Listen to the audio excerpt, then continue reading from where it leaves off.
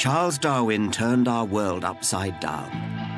His theory of evolution by natural selection is one of the most profound and far-reaching ideas in human history. It's also, alas, one of the most controversial. Science now has the evidence that proves evolution is true. Yet today, incredibly, the opposition to Darwin is more fiercely vocal than ever, denying plain facts in more and more elaborate ways. You haven't seen it, and I haven't seen it, so please stop calling it science. If we have gone from slime to human beings, there should be an overwhelming amount of evidence. You are a teacher of science, and you think that the Earth is less than 10,000 years old. Yes, I do. In this program, the increasingly aggressive backlash. Right now, your destiny is all up, atheist.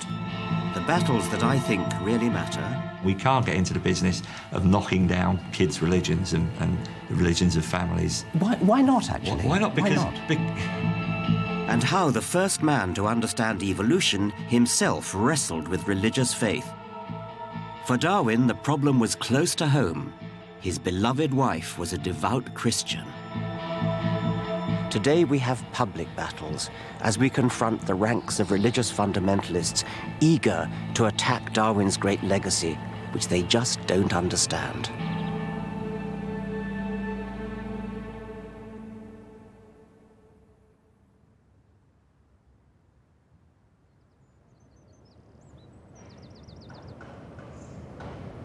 When I was a young boy, I looked to God to explain life. And then I was introduced to Darwin and evolution by my father. At first I didn't get it. It didn't seem possible to me that something so simple could explain so much.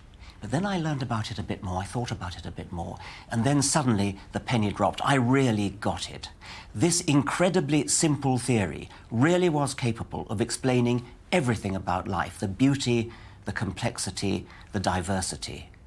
And then I thought, well, if science can explain something so apparently inexplicable as life, who knows what the limits might be on what science could explain more generally, without any recourse to the supernatural. At that moment, I became an atheist, and I've never looked back.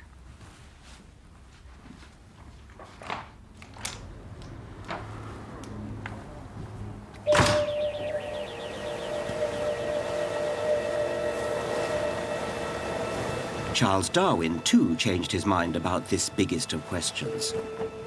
As a young man, during his voyage on the Beagle, Darwin still believed that God had created the world and everything in it. But then he came across more and more evidence that showed that life must have evolved. Fossil ancestors, patterns of anatomical resemblance, startling similarities in embryos, and the power of domestic breeding all showed that life forms had changed over time.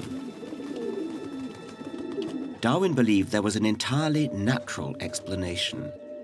All animals vary, and in the competition of nature, some variations are more successful and more likely to reproduce than others, passing their variation on.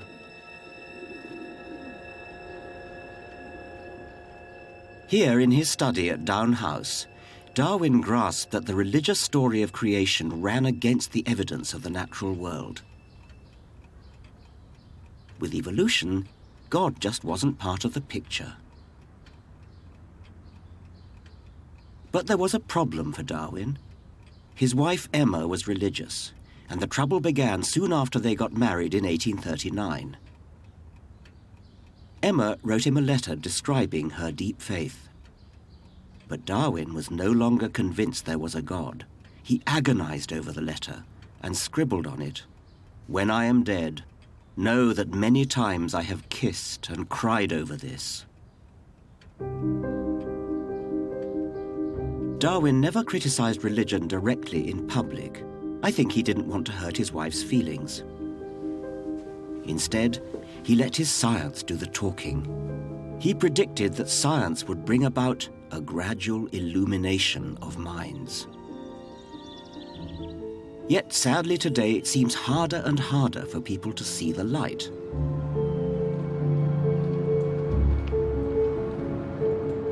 Here, in the 21st century, people are retreating from reason, trying to turn back the clock to a world before Darwin. You see, Genesis chapter 1 says everything that God made was very, and none of you think kill or be killed, survival of the fittest, nature red and tooth the claw is good.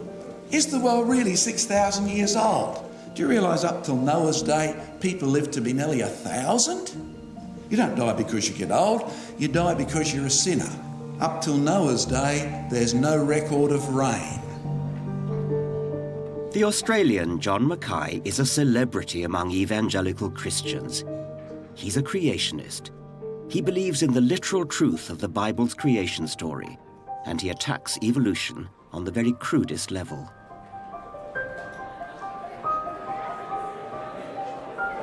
So I didn't grow up brainwashed with this. It's the result of finishing my university course, listening to students say, if evolution is true, why can't we see it happening? Third-year genetics question to the professor. Right? You take that question seriously, do you? Oh, yeah. And the professor, his answer, I took even more seriously when he said, well, it happened so slowly you wouldn't expect to see it happening. And all of a sudden I thought, hang on. And that's true. Good. So in other words, what you don't see happening is not science. It's unobservable. And you were the first person to admit it on PBS. See. You're using the word see as meaning see within one lifetime. If a phenomenon takes millions of years, of course you're not going to see it. Which means you have a faith position. It does not. And you need to admit it. It means you have to use other there. evidence than the evidence of one man's eyes. It means you have to look... sorry, Darwin was only 1859. That's only 150 years ago almost, right? And you haven't seen it, and I haven't seen it, so please stop calling it science and call what you're teaching philosophy or atheism if you're going to really be honest, and my time is up. That's ridiculous, but anyway, thank you very much. Thank you.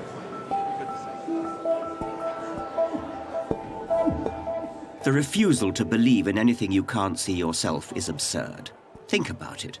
I never saw Napoleon with my own eyes, but that doesn't mean Napoleon didn't exist. John Mackay can't see a cell or an atom or weather systems on the other side of the world. Does that mean they don't exist?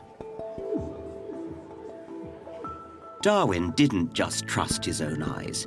He checked his theory against evidence gathered through extensive correspondence with naturalists across the world. Mackay, it seems to me, misunderstands science at a deep level. Science is precisely not limited by what we can see with our own eyes in one lifetime.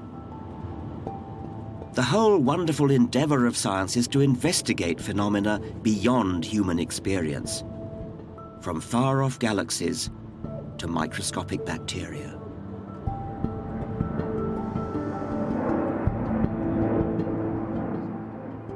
Creationism's next best strategy is not flat denial, but to claim there is evidence against evolution and that a genuine debate is yet to be had. This is the creationists' favorite claim in America, where the battle between faith and science really rages. Charles Darwin's struggle with religion was private. Today, the battle has become public. In my lifetime, opposition to evolution has grown, particularly in the United States.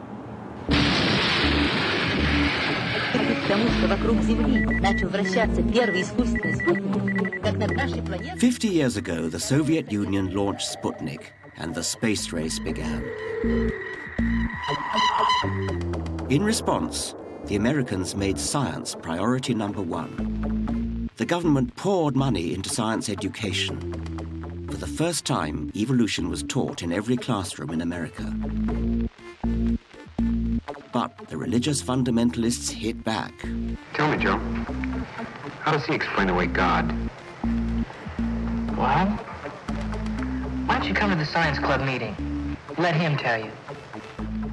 To defend their Bible against the biologists, they developed creation science, a bizarre fusion of scientific language and religious doctrine that they touted as a real alternative to evolution. Our eyes are amazing little instruments.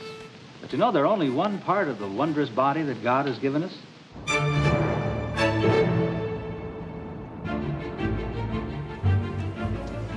I worry that this is brainwashing, not science.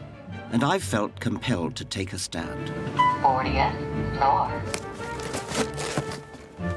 My book, The God Delusion, has put me firmly in the front line in the battle between religion and reason. Can I sign in, Richard Dawkins? Hello, hello. I'm one of your biggest fans.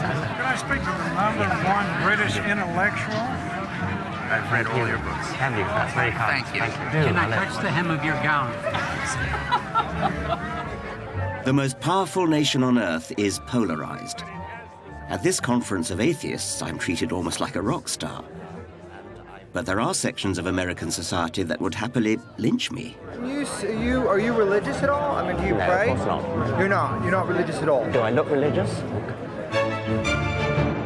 I hope you die slowly and you burn in hell, you damned blasphemy. And you should realize that your entire life has been a delusion and that right now your destiny is all up, atheist. Go yourself. You, sir, are an absolute ass. Your feigned intelligence is nothing more than the fart of God. You suck. Go burn in hell. Satan will enjoy torturing you. Christian living for God. There is a God, her created all of us. The only one who is blinded are the unsaved and stubborn. Everything Darwin said is wrong, and evolution has never been proven, and nothing is evolving now. The Bible is the best book. Nothing even comes close to its accuracy, and if you think God's judgment is bad, the devil has worse in store for all unbelievers. No punctuation at all in that one. Doesn't scare me. I mean, I rather pity these people.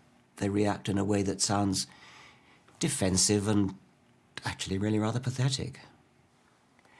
Ha-ha, you dumbass. I hope you get hit by a church van tonight and you die slowly.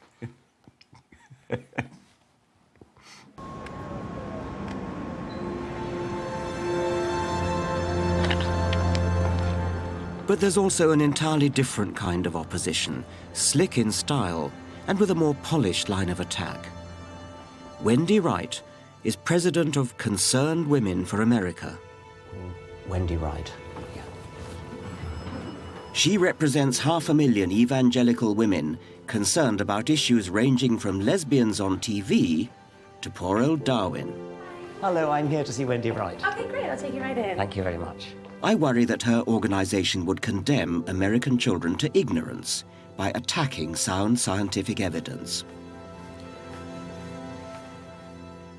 Why is it so important to you that people not believe in a creator? No, that's not the point. I mean, the point is that as a scientist, I'm concerned that children in American schools and in schools elsewhere should be exposed to the evidence and allowed to make up their minds about the evidence. And we completely agree. In fact, that's why the challenge in America, whenever this debate comes up, is teach the controversy, teach the evidence. Because as it is now, in many cases, school children are only being taught about evolution. They're not being taught about the frauds in evolution and the lack of evidence in evolution. So it's actually us who are arguing for teaching all the evidence, not just the ones that are favorable to evolutionists. Well, you could say which controversy. I mean, teach the controversy. Sounds wonderful, doesn't it? And it would be if it was a controversy between equally valid points of view, but it isn't. I doubt if Wendy Wright would teach the controversy about the Earth being flat, because the evidence for the Earth being a sphere is so massive. There's also massive evidence in favor of evolution, but she doesn't seem to want to know about it. Oh, really? And actually, you're the way you have framed this and your very closed-mindedness really is a very good example of the kind of censorship we see within the scientific community that won't even allow discussion about the controversy. If evolution had occurred, then surely, whether it's going from birds to mammals or even beyond that, surely there'd be at least one evidence. Massive amount of evidence. I'm sorry, but you people keep repeating that like a kind of mantra because you just listen to each other. I mean, if only you would just open your eyes and look at the evidence. Show it to me. Show me the bones. Show me the carcass. Show me the evidence of the in-between stage from one species to another. Go and look at some modern paleontology labs. Go and talk to some modern paleontologists. Just look at that evidence. It's beautiful. The evidence for the transition between the reptilian jaw and the mammalian jaw. The reptilian jaw has several bones. The mammalian lower jaw has only one bone. And the other bones that were in the reptile have now moved into the inner ear. It's a beautiful transition. There are so many beautiful stories. I mean, you'd be fascinated.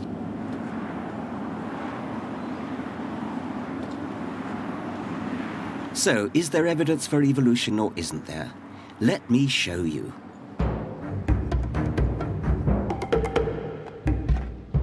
I'll begin with fossils. There are now literally millions of fossils in museums all over the world. They've been dated and documented, and the relationships between them analysed. When mapped out through time, the anatomical connections can only be explained by evolution. All life is related in a vast family tree. Fossils also show how life forms change over time along individual branches of the tree. Look at these skulls. The so-called missing links show the growth of our ancestors' brains over the last 3 million years, as we evolved from something like a chimp on hind legs to modern humans. But there's even more convincing evidence. There is a code of 4 chemicals in every cell of every living thing, DNA. Today, machines like these can analyze and compare DNA with absolute precision. So Darwin's theory can be tested. Is it true? Yes. The results match the fossils. DNA links all life through the code, and the more closely related 2 species are physically, the more similar their code. This is just part of the mountain of evidence that supports evolution. Some religious people just don't know enough about it, but some do, and their strategy is even more bizarre. They see God's infallible hand in everything. Well, the evidence that we have is the same for both of us, but whereas you might see fossils as evidence for evolution, I might well say this is evidence for a worldwide flood. Would you want someone like this teaching your children science in Britain in 2008? This is Nick Cowan, chemistry teacher at a well-respected northern grammar school. And he uses American creationist material in his general studies class. But you know it's not just fossils, don't you? The molecules of DNA, the molecules of protein that you look when you look at a mole and a rat and a kangaroo and a human and a monkey, they're all hard molecules that you can see just as you can in your chemistry teaching, and they fall on a perfect family tree. It all fits, it's so elegant, and you as a scientist would appreciate it if only you could remove your blinkers and look at it as a scientist should. How old do you think the world is, by the way?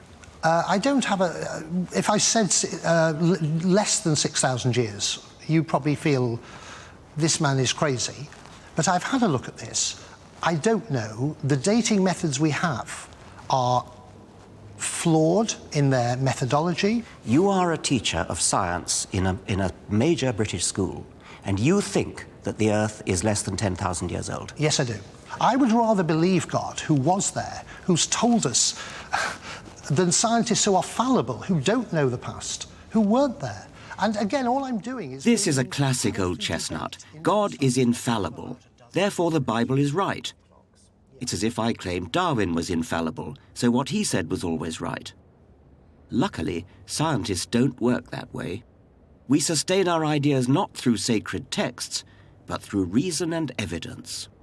And again, all I'm doing is bringing healthy debate into the science lesson. We have about a dozen different radioactive clocks, and they all point to roughly the same answer, which is that the world is between 4 and 5 billion years old. And when you say God told us, you're talking about a particular document for which there is no particular historical authenticity, and you're putting that above the whole of science, and you are a science teacher.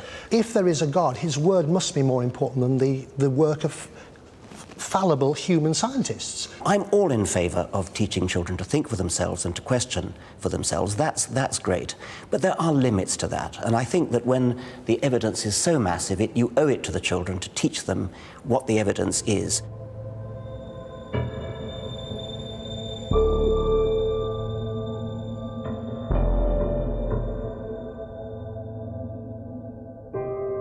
What creationists like Nick Cowan claim is God's perfect creation is in fact the result of evolution's arms race.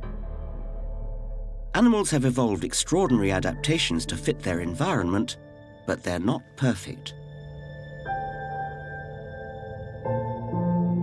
Designers can go back to the drawing board. Evolution is condemned to modify what's already there. So nature is full of compromises and imperfections. Creationists also ask how something so apparently perfect as the eye just sprang into existence. Well, it didn't. The basic chemistry that makes up a light-sensitive cell is shared right across the animal kingdom, and natural selection has seized on this time and time again. Science has uncovered species at every stage in the evolution of the eye. It is a cumulative process, and each step of the way is more useful than the one before. The eye has evolved independently at least 40 different times around the animal kingdom, and it has evolved gradually, improvement on improvement. And yet... no sensible person would have ever left the body the way it is. Like what? What's a good example of that? The most dramatic is the human eye. Right. You know, it's held up as this example of perfection in the body. It's not perfect at all. It's a perfect example of why the body is not designed. Cover one eye, if you would, please. And we take the pin and we move it right in the, and you have to keep looking right at the bridge of my nose, so keep your eye fixed. And now we're going to move it just out a little bit, about 15 degrees, and right about there. Yeah, it's gone. It's gone. Yeah. You can't see it? No. Now can you see it? Yes. Now can you see it? Yes. Now can you see it? No. There's a blind spot. Yeah. That's really lousy. Our bodies are so fabulous in some respects. Our heart keeps beating and never takes a 5-minute vacation for decade after decade after decade. That's astounding. But we have an appendix, we have wisdom teeth, birth is difficult, many people get nearsightedness, and the combination of some things being so perfect and other things being such botched jobs is what should make us all sit up and take notice that this is something that's been shaped by natural selection. It has a lot of vulnerabilities built in that can be explained only by how natural selection works.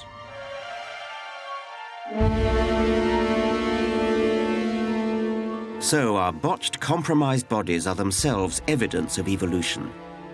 They're shot through with history. Evolution is a fact. It's documented by science to the same degree Napoleon is by history. Some things are just true. They're not a matter of choice or opinion. But you'd never guess that in the place where this matters more than anywhere, in our schools, where the teaching of evolution has become a hugely sensitive issue for science teachers. This is multicultural Britain, and one of its fault lines runs straight through our children's classrooms. How do we reconcile scientific truth with the deeply held convictions that bind religious communities?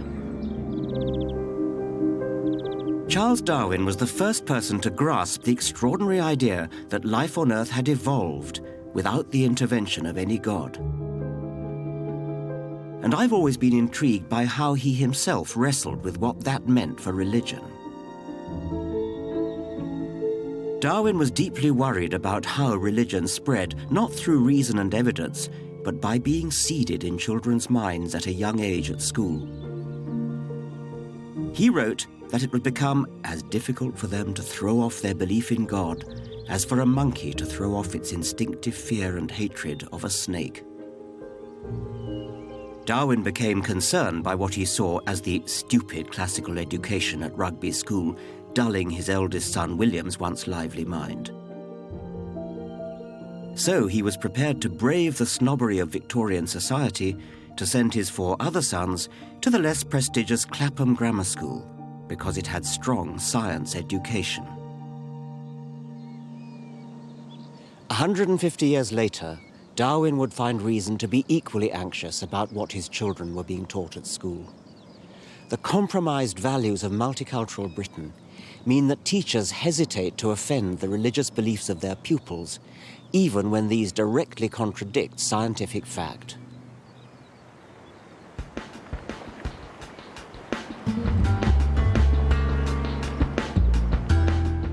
Earlier in the series, I took a science class from Park High School in North London, fossil hunting. I was amazed by their lack of knowledge and understanding of evolution. So, what do their science teachers have to say about this? I worry they're tiptoeing too respectfully around traditional beliefs. Some kids just won't accept it. That they're brought up in families where they just don't believe it, and that's an end to it. There's no lack of understanding of it necessarily. It's just we can't get into the business of knocking down kids' religions and the religions of families. Why not, actually? Why not? Because because we teach science, and I would not feel comfortable talking about anything but science. So if I present the scientific case and I make sure they understand the scientific case, I think I've done my job. Yeah. But their acceptance of it is a separate issue. For some students, truth isn't something they see coming through science, even though our emphasis is on ideas and evidence to support these ideas. A lot of students have a religious narrative that's very important to them. It's an important part of their life, through their family and their culture.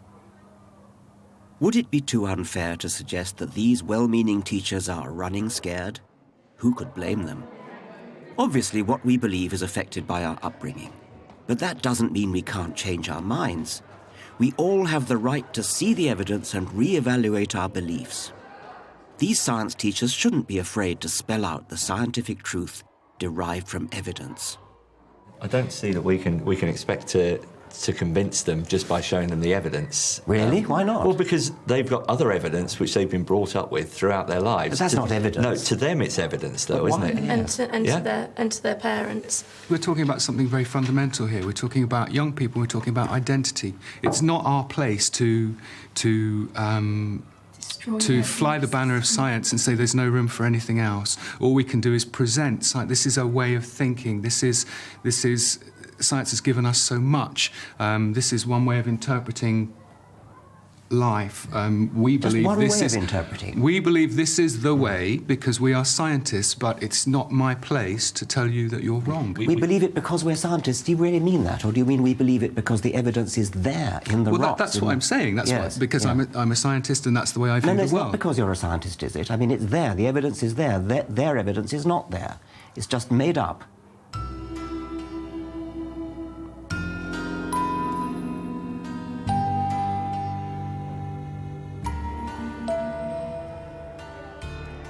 You don't believe that the Earth is round only if you're an astronaut. You don't believe Napoleon existed only if you're a historian. You believe these things because they're facts proved by evidence. Evolution is also a demonstrated fact. The truth really is out there. It's not a matter of opinion. Relativism, the quaint notion that there are many truths, all equally deserving of respect, even if they contradict each other, is rife today. It sounds like a respectful gesture towards multiculturalism. Actually, it's a pretentious cop-out. There really is something special about scientific evidence. Science works. Planes fly. Magic carpets and broomsticks don't.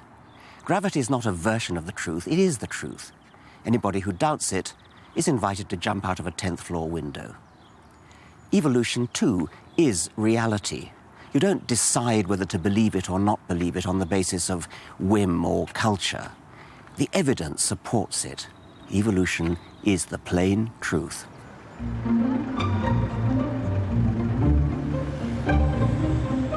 Where has all this wobbling come from? Well, it started right back in the 19th century, in Darwin's time.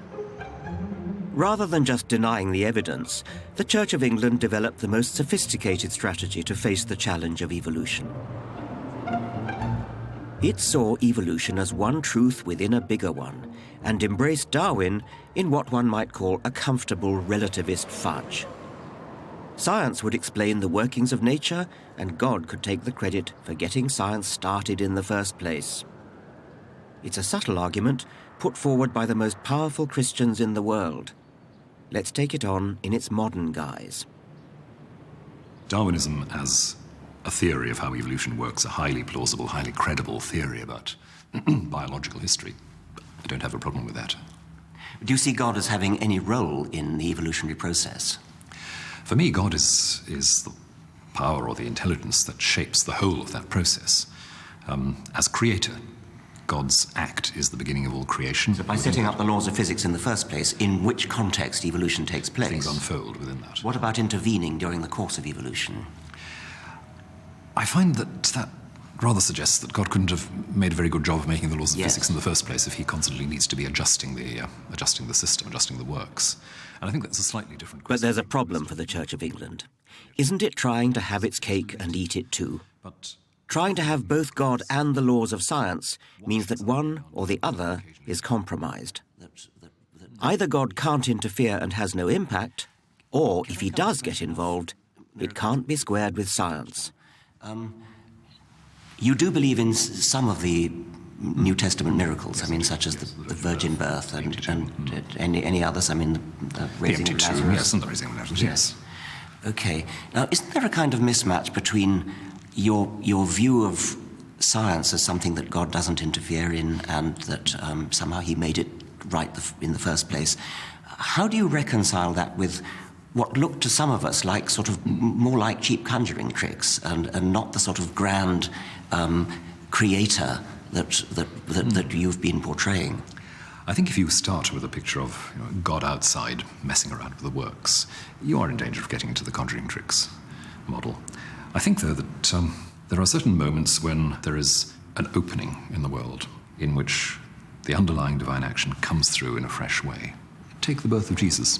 Here you have a long history of preparation for the coming of God in a new way. Here you have a particular life, that of Mary, opening itself up to the action of God in a certain way. And then something fresh happens, which is not, if you like, a suspension of the laws of nature, but nature itself opening up to its own depths, something coming through. Now, I'm not sure what that means. It sounds to me awfully like suspending. Poetic language. It's poetic language. And I realise that there are ways of talking about that which do simply sound like interrupting things. I mean, I, of course, love poetic language, but there does come a time when you worry that people are going to misunderstand it as... Or that it's a way of wriggling out of hard questions. Well, I mean, it's one thing to say, in some poetic way, it was sort of right that Jesus should have been born of a virgin, but when you say, I actually believe it happened, that's a statement of fact. That's a statement of scientific fact. It happened. It's true or not, yes. It's true or not, and I don't think you can really wriggle out of that by doing some poetry, but much as I love poetry. On the one hand, I've got a lot of sympathy with the decent, middle-of-the-road, moderate Christians. On the other hand, I sort of feel that the decent, middle-of-the-road Christians are tying themselves in knots, trying to have it both ways, trying to have both God and Darwin. And in a sense, they're opening the door, letting in the rabid creationists by making it respectable to believe things on the basis of faith rather than evidence.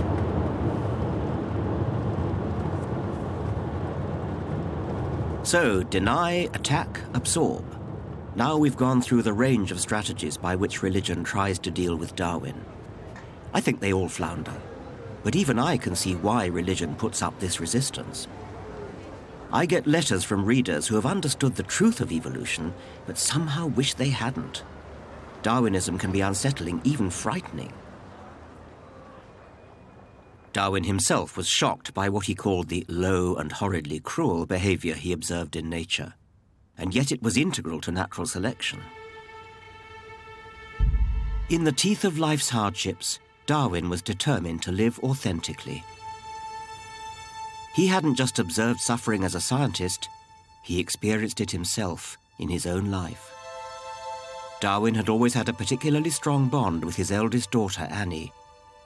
He was charmed by her make-believe worlds and her neat little scrapbooks, while she liked to smooth his hair and pat his clothes into shape. But at just 10 years old, she suffered a painful, lingering death following a bout of scarlet fever. Darwin was devastated.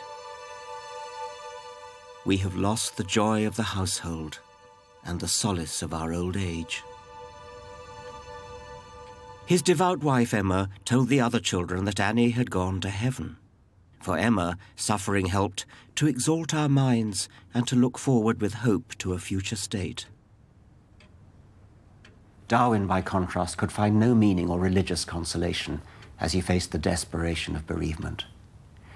After the initial period of mourning, he and Emma scarcely spoke of Annie, but they never forgot her. Religion became a source of tension between them.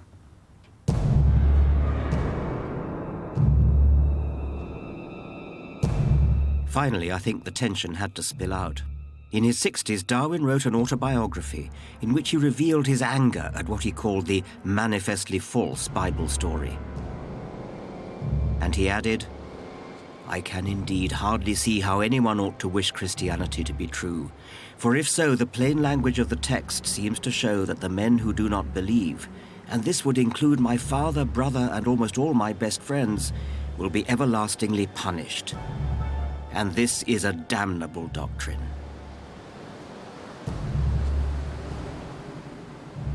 Though his autobiography was written for his family, Darwin must have known it would be published after his death.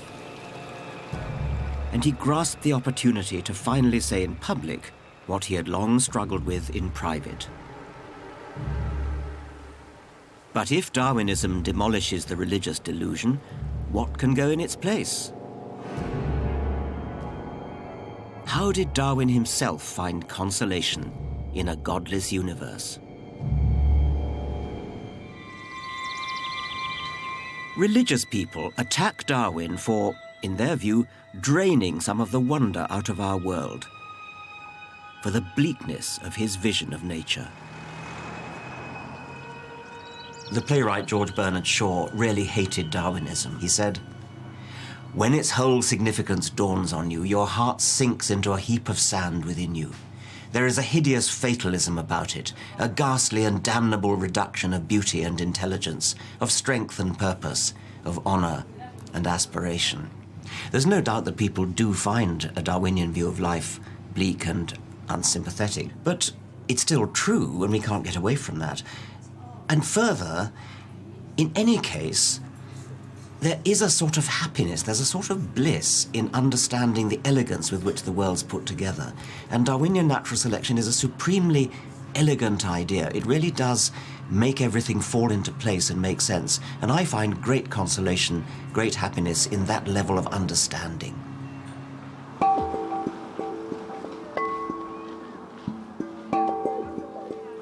Just ponder for a moment Darwin's central idea, the tree of all life, now verified as fact by our decoded DNA. It means we are related to every living thing on the planet.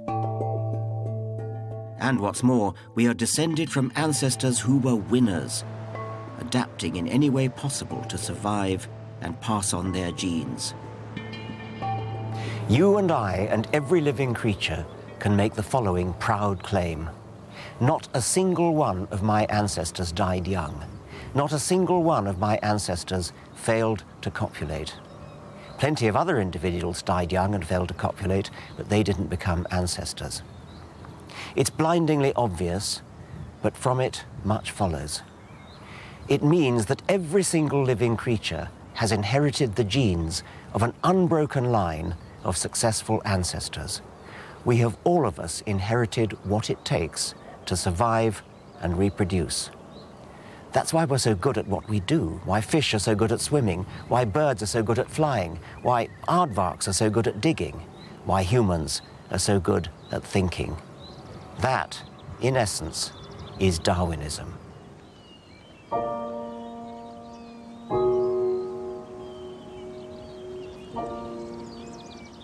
Darwin had to bury 2 more of his children in his lifetime. Another daughter and a son died in early infancy. In memory of Mary Eleanor and Charles Waring, children of Charles Darwin. Darwin confronted grief in his own way. He found solace, I think, in the very earth in which he had to bury his children. For his last book, he turned to earthworms. Darwin was fascinated by how little by little, over huge lengths of time, their slow turning of the soil churned the whole surface of the earth.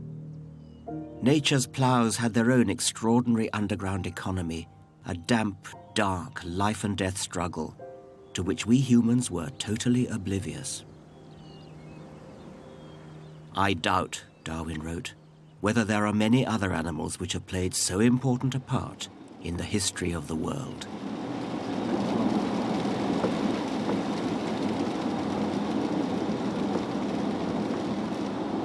So Darwin didn't wallow in man-made notions of the supernatural or an afterlife. His down-to-earth wonder at nature was his cure for loss of faith. I'm going to visit someone with a similar outlook, the philosopher Dan Dennett. I've known him for 25 years. We're the same age, but I think of him as a kind of intellectual elder brother. But recently, he had a brush with mortality. There was a terrible crisis with his heart, and his friends were all told that he was going to die. It was a very scary moment. Afterwards, when he was recovering in hospital, he made the point that many of his friends had said that they prayed for him, and he thanked them, but then added, "And did you also sacrifice a goat?"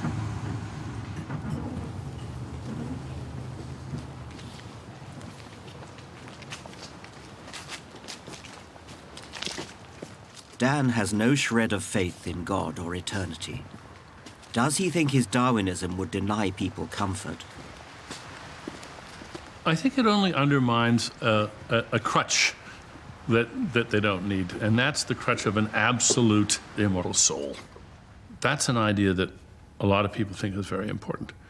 And what it does, of course, is it replaces it with the idea of a material, mortal soul. Yeah, we have souls, but they're made of neurons. And the little neurons individually are just blind little biorobots. They don't know, they don't care, they're just doing their jobs. The amazing thing is that if you put enough of them together in the right sort of teams, you have basically a soul. You have the control system and the memory of a being that can be held responsible, that can hold himself or herself responsible, that can look into the future. And when people say, well, where do you get your consolation from? I sort of feel, well, how much more do you want? What? Indeed.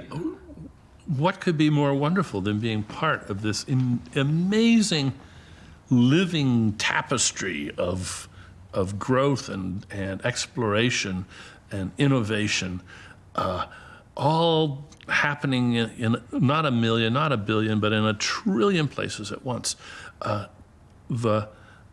Just to look just at our planet, the exuberance of the life processes going on around us and all of the creativity that is there is just stunning. It's great to wake up in the morning and realize that you're a part of this. And not only are we a part of it, but we can reflect on the fact that our ability to realize that, our ability to understand it and to exult in it, is itself the product of the same process. Our brains that are so capable of appreciating this have been produced by the very same process that we are now appreciating. Sometimes I like to say the planet has grown a nervous system, and it's us.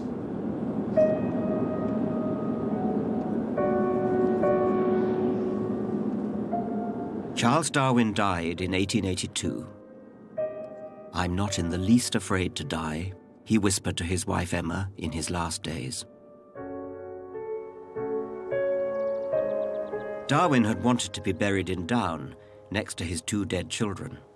In the event, however, the scientific establishment insisted on the accolade of burial in Westminster Abbey. A host of scientists, philosophers, and celebrities attended on the day. In true C of E style, the church attempted to absorb the man who had brought down the house. Yet, even so, the Archbishop of Canterbury turned out to be indisposed, and the God-fearing Prime Minister, William Gladstone, pleaded prior engagements. Perhaps not for them the funeral of the scientist whose work, more than any other, has proved the biblical creation story shallow and wanting.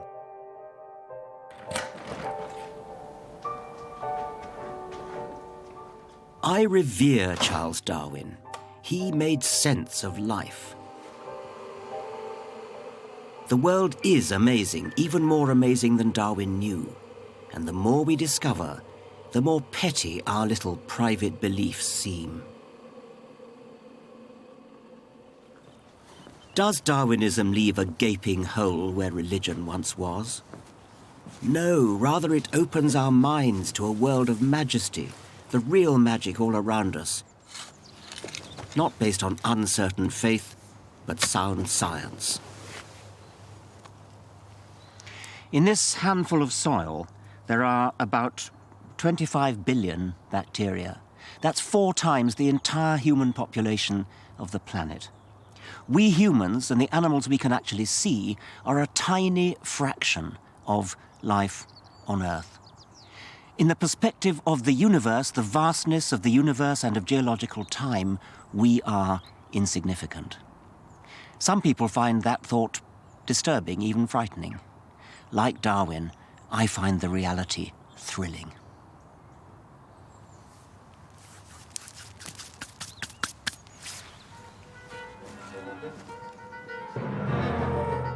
Thank you.